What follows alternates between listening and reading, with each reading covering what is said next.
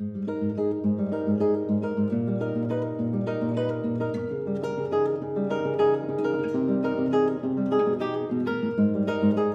habe mal angefangen, Jazzgitarre zu studieren und habe mich aber immer auch für ganz viele andere Sachen interessiert und auch immer viel Akustikgitarre gespielt und auch klassische Stücke, so gut ich konnte, gespielt und bin aber irgendwo eigentlich auch noch Rockgitarrist von früher.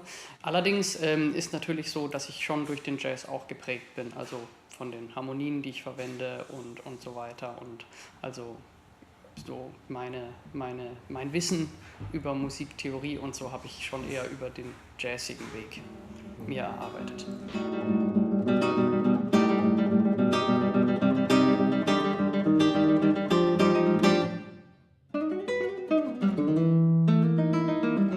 Es gibt jetzt zum einen mein Stück Night of Nervosa, haben wir aufgenommen und das habe ich 2014 geschrieben.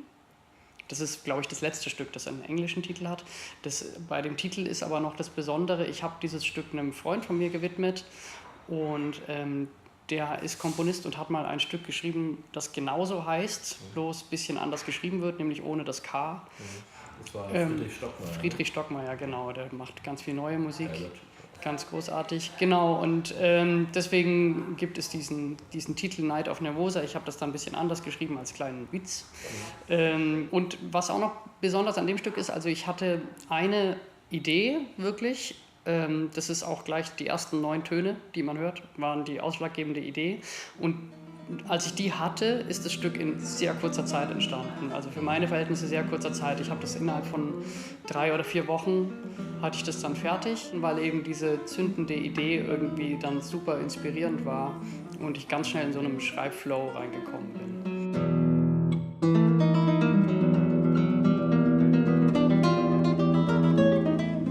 Genau, aber tatsächlich ist es so, wenn man damit einmal angefangen hat, so Halbtonreibungen und Tritonus als Konzept zu finden, was eben diese ersten 9 Töne schon beinhalten, da bin ich dann schnell auf Ideen gekommen. Seltsamerweise ist der vertrackte Rhythmus und die ganzen Taktwechsel, die haben sich für mich super natürlich angefühlt. Also ich habe das dann aufgeschrieben und habe gemerkt, oh, krass, ich muss jetzt irgendwie andauernd 7 Achtel, 9 Achtel und 11 Achtel verwenden, aber das habe ich vorher gar nicht gemerkt. Das hat sich einfach so ergeben, weil da gab es dann noch eine Möglichkeit, eine Leerseite zu verwenden, also 1 Achtel mehr, war halt dann so, genau.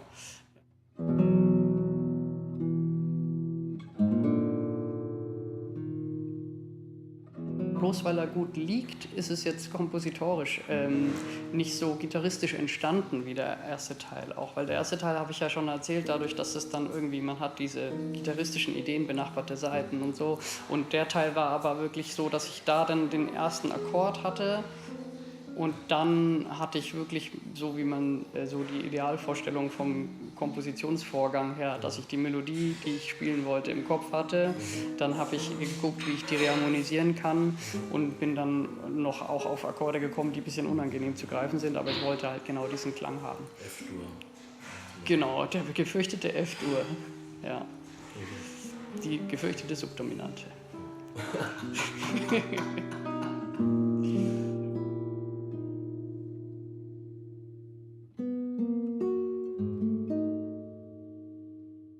Also wir sind jetzt im Wedding, an der Panke, die fließt durch Wedding. Und ja, wir sind im Prinzip, weil das bei mir um die Ecke ist, also das ist eine meiner Joggingrouten, führt hier entlang. Normalerweise nicht, nein, ich laufe dann da oben entlang, aber normalerweise bin ich hier rasend schnell unterwegs, aber das geht jetzt nicht wegen der Kamera.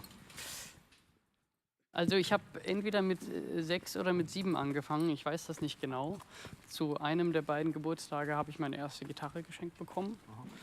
Und wieso das so gekommen ist, das liegt daran, dass gute Freunde von meinen Eltern haben beobachtet, dass weil mein Vater spielt Schlagzeug und ich habe wohl bei Auftritten, genau, das könnte auch ich sein.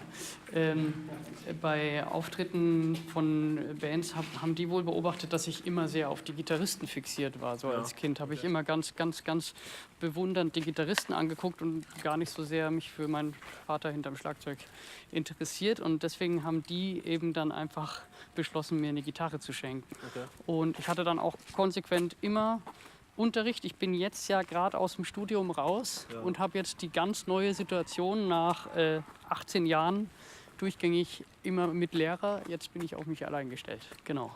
Hast du da ein bisschen Respekt vor? Ja, also weißt du, es ist so, ich bin nicht als Gitarrist geboren worden. Ich musste diesen Beruf erst erlernen.